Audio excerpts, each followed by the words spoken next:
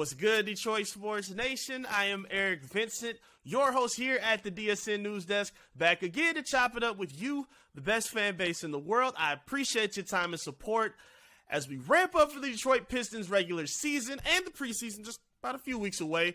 We get a huge Troy Weaver bomb to prep us for the season. The Pistons have made a huge and necessary acquisition by trading away Kelly Olynyk and Saben Lee to the Utah Jazz for Bojan Bogdanović, the 6'7" floor spacer from the Jazz, a shooter, a tremendous shooter, a guy that solved a lot of needs that the Pistons had right now. Really, since about the draft, it was a whole lot of questioning about not just the Pistons roster, but some of the decisions that were made by Troy Weaver. Even more than when he first got and took over the Pistons, when he brought in guys like Mason Plumlee and was doing a lot of confusing tactics to kind of rework the roster. Like, we were kind of confused what was happening. And it kind of sat in that same position now, because right after the draft, where the Pistons not only got Jaden Ivey, you trade up to get Jalen Duren, a center from Memphis, a guy that the Pistons have high hopes for in their future. There was a huge logjam, and still kind of is a bit of a jam, with their big man rotation. Because not only did you get that in the draft with Jalen Duren, you also got Nerlens Noel from the Knicks. You also still have Marvin Bagley that you gave 3 years to. You have Isaiah Stewart still there. And at the time before this trade, Kelly Olynyk was still listed in your rotation. Now, you send him away to the Jazz, and you bring in a shooter in Bojan Bogdanović that's not as big as Kelly Olynyk. Kelly Olynyk was about, 6'10", 6'11", kind of played a hybrid 5 and a 4 spot.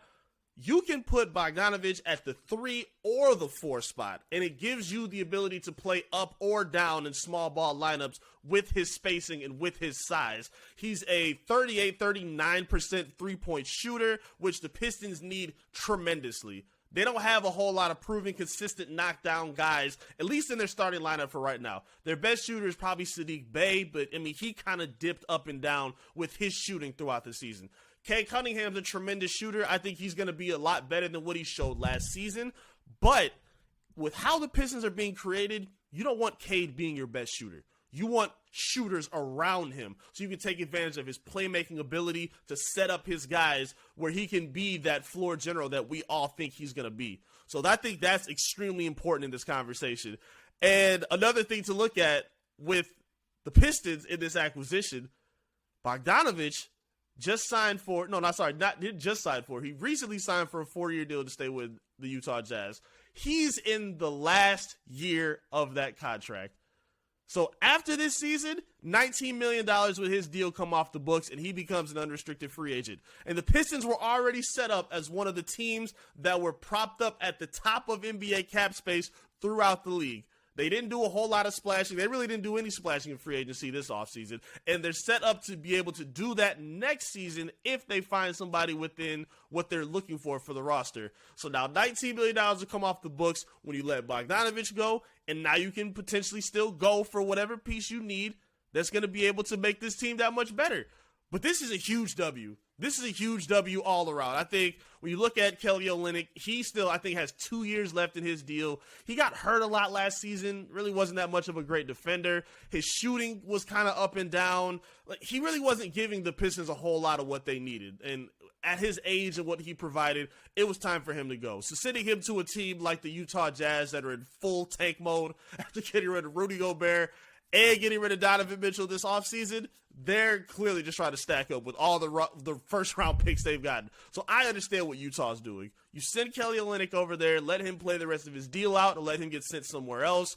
Even Saben Lee, it made sense. Saben Lee's future kind of really wasn't clear with the Detroit Pistons at this point in time. With all the guards they've been adding, we saw what he looked like in the Summer League. It only made sense but to move him out. I love this move, man. This is fantastic. I love that Troy Weaver didn't stand pat with the confusing roster, because I'll admit, I was one of the people questioning it. I was really confused with what they were trying to do. Like, I didn't see enough from Marvin Bagley to say, okay, he should be the 4 and he'll be the guy that'll help give the Pistons the spacing they need and be the shooter that they need in this lineup. We see them tinker with Isaiah Stewart in Summer League with him trying his three-point shot, and that's great. I want to see them try new things. but you need somebody that's proven at the positions that you're looking for.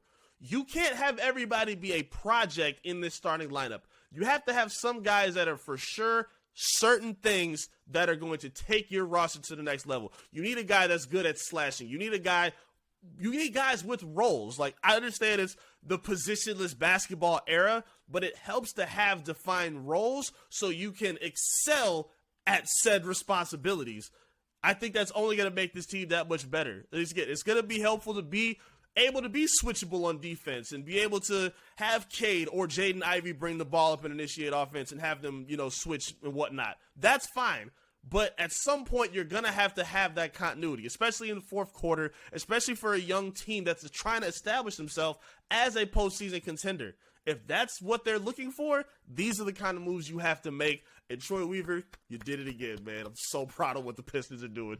Talk to me in the comment section, though. I'd love to hear your feedback. How do you feel about this new trade by the Detroit Pistons? Where do you look at their expectations now for the season? Do you think they now become a playoff team? Do you think this now takes them a step up? And what do you think happens after that?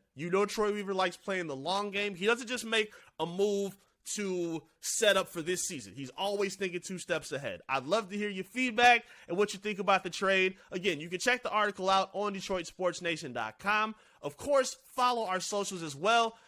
Everything, Twitter, Facebook, Instagram, Snapchat, TikTok, all of the above. Make sure you're searching Detroit Sports Nation so you can lock in with us. Of course, subscribe to the channel as we round it out to 5,000 subscribers.